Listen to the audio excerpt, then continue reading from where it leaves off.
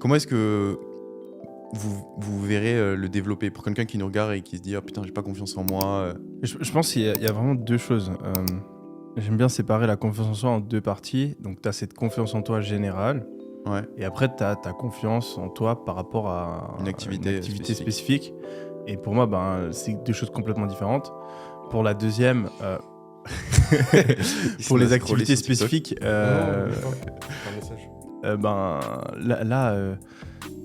une énorme partie, ça va être simplement de faire, quoi. C'est l'action, c'est s'entraîner, progresser, et tu vas devenir plus à l'aise au fur et à mesure du temps. Et ensuite, pour la confiance en soi générale, encore une fois, plus tu es compétent dans différents domaines de ta vie, et plus tu as des preuves dans le monde et donc dans ta vie que tu as réussi à accomplir des choses, plus tu auras confiance en toi. Ouais, moi je la trouve un peu dégueulasse cette confiance-là. C'est-à-dire que l'attache au résultat. Moi les gens... J'allais arriver sur la troisième. Moi, de mon expérience, les gens autour de moi qui ont développé leur confiance en eux parce qu'ils ont réussi des trucs dans leur vie, c'est des sacrés connards. Hein. Ils sont arrogants. Moi par exemple... C'est vrai, mais t'es pas comme ça. Pourtant, oui. Ah ouais? Bon, ouais, c'est un bug. Non, mais c'est une partie. Après, peut-être que c'est la proportion qui joue sur... Ouais, peut-être. Mais personnellement, ça m'a... D'ailleurs, souvent, c'est des gens, ils te répètent tout le temps. Mais je suis pas d'accord, tu vois, que c'est ton cas. Okay. Parce que ces gens-là, ils répètent toujours leur succès à tout qui veut l'entendre de la même façon. Il y a 10 ans, j'ai vendu une boîte... tu vois, mec, il y a 10 ans, c'est cool, mais tu veux pas faire autre chose maintenant? Ouais. Et moi, entre les gens qui parlent du passé, les gens qui parlent du présent et les gens qui parlent du futur, j'ai pas le même niveau de c'est quoi le mieux? Du présent. Ouais, d'accord. Parce que putain, alors les gens qui passent leur temps à parler du futur, ils m'angoissent. Les gens qui passent du temps à passer du passé, je les méprise. Donc comme ça, c'est clair, c'est réglé. Je comprends pas les gens qui sont pas dans l'instant présent. C'est dur. Moi, pour compléter avec toi, je pense qu'il y a aussi le fait de dire que tu vas faire des choses et les faire derrière. Et si tu crées une boucle comme ça, où constamment tu te fais des promesses à toi-même et tu les tiens, au fur et à mesure du temps, comme je disais tout à l'heure, tu as de plus en plus de confiance en la personne que tu es, parce que tu sais que tu peux compter sur toi. Mais tu penses pas que des fois, tu dis que tu vas faire des choses, tu les fais pas parce qu'il s'est passé quelque chose ou tu as raté un truc, et ça fait partie du process où tu as appris quelque chose, et ça devrait pas détruire ta confiance en toi de pas avoir réussi? Si tu as des priorités que consciemment tu as choisi de mettre devant les promesses que tu t'étais faites, ça a du sens. Maintenant, si tu les tiens pas parce que t'as pas été maître des promesses que tu t'es faites, ça c'est un manque, c'est une forme de trahison en fait. Je trouve que t'as fait... Je suis d'accord avec toi et j'irais même un petit peu plus loin. En fait, pour moi, c'est drôle de penser à son cerveau comme ça. On parle souvent de conscient-inconscient, mais pour moi, c'est vraiment ça. T'as une partie consciente de ton cerveau, donc voilà, tout ce que tu réfléchis, la personne avec laquelle on s'identifie, et t'as une autre partie en fait qui est l'inconscient.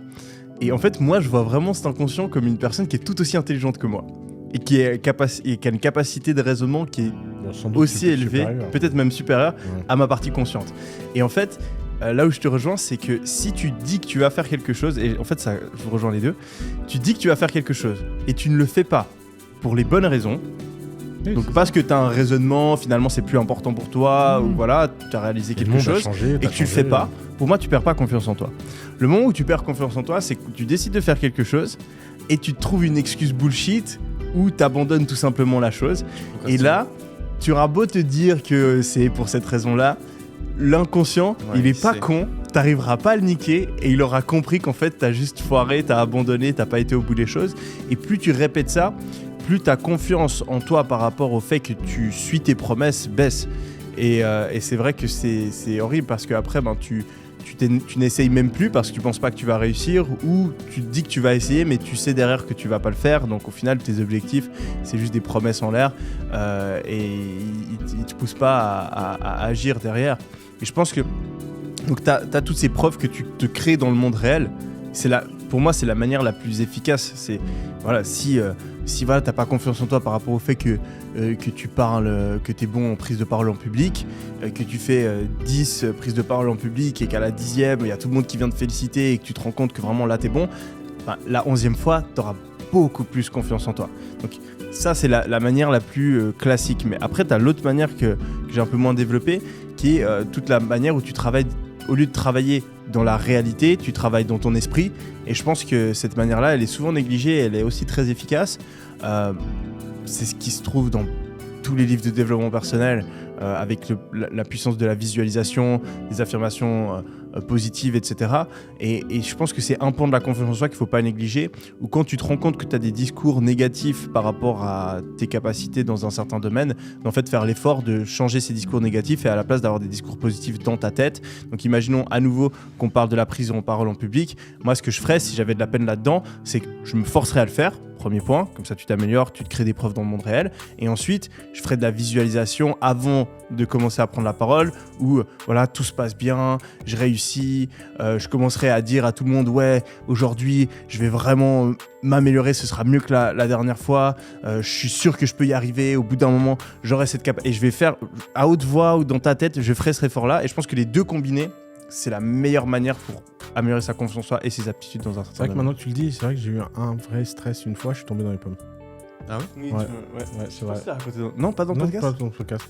C'est La première fois que j'ai parlé en public de ma vie, j'ai burn out, je suis monté sur scène, je suis arrivé à l'hôpital. Et qu'est-ce qui s'est passé à ce Je moment-là? sais pas. Mais je crois que comme je suis pas habitué à avoir du stress,